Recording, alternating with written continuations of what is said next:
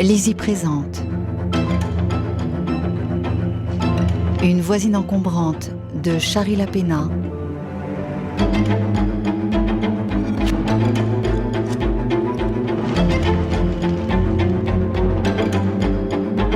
Lu par Françoise Cadol.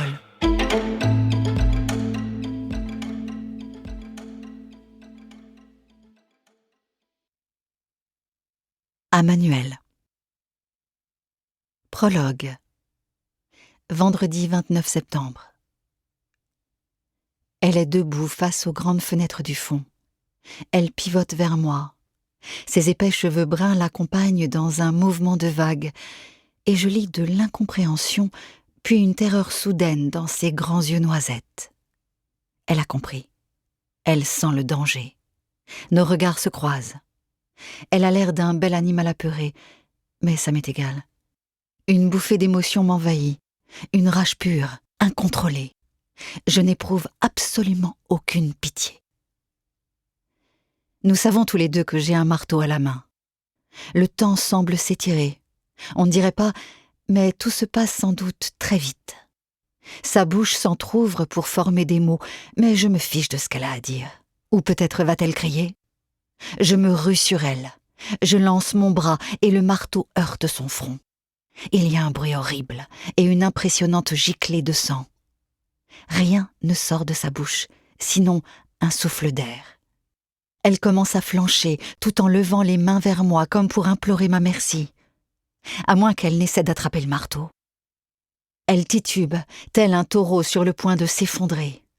J'abats de nouveau le marteau sur le sommet du crâne cette fois, et avec plus de force, car sa tête est plus bas. J'ai davantage d'élan dans mon geste, et je veux l'achever.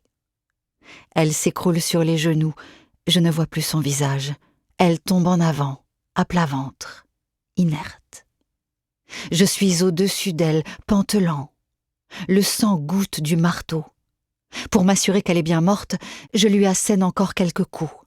Après quoi, mon bras est fourbu et ma respiration laborieuse.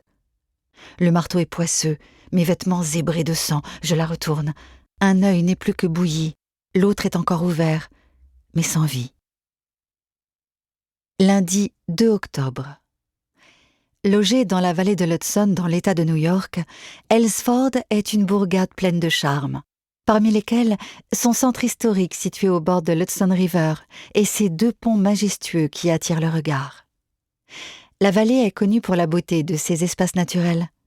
Depuis la rive ouest du fleuve, un réseau autoroutier de bonne qualité vous amène en 1 heure au cœur des monts Catskills semés de petits villages.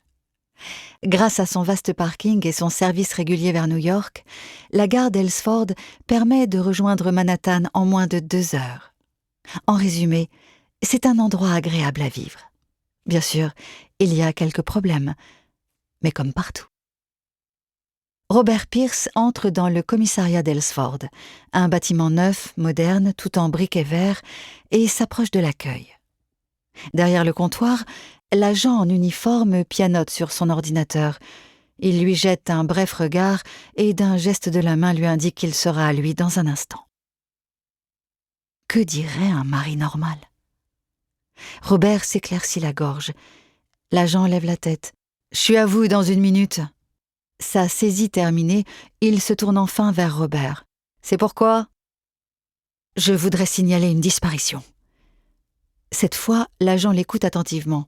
« La disparition de qui ? » ?»« Ma femme, Amanda Pierce. »« Votre nom ? » ?»« Robert Pierce. »« Quand l'avez-vous vue pour la dernière fois ? » ?»« Vendredi matin, avant qu'elle aille travailler, » répond-il en se raclant de nouveau la gorge. « Elle devait partir en week-end avec une amie directement après le travail. Elle a bien quitté son bureau comme prévu à la fin de la journée, mais elle n'est pas rentrée hier soir.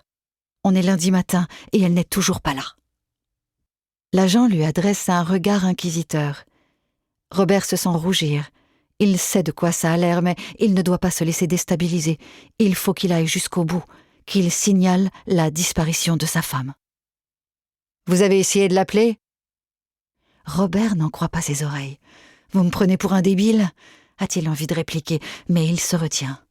D'un ton contrarié, il répond « Bien sûr que j'ai essayé. Je ne sais combien de fois. Mais je tombe directement sur sa messagerie et elle ne me rappelle pas. Elle a dû éteindre son téléphone. Et son ami ? Eh bien, c'est ce qui m'inquiète. Robert se tait un instant, embarrassé. L'agent attend qu'il continue. J'ai appelé son amie, Caroline Lou, et elle dit qu'il n'y avait pas de week-end de prévu. Elle ignore où est Amanda. Silence. Je vois, finit par dire l'agent. Il regarde Robert avec méfiance. Nous espérons que vous avez apprécié cet aperçu. Pour continuer à écouter ce livre audio sur Google Play Livres, utilisez le lien dans la description de la vidéo.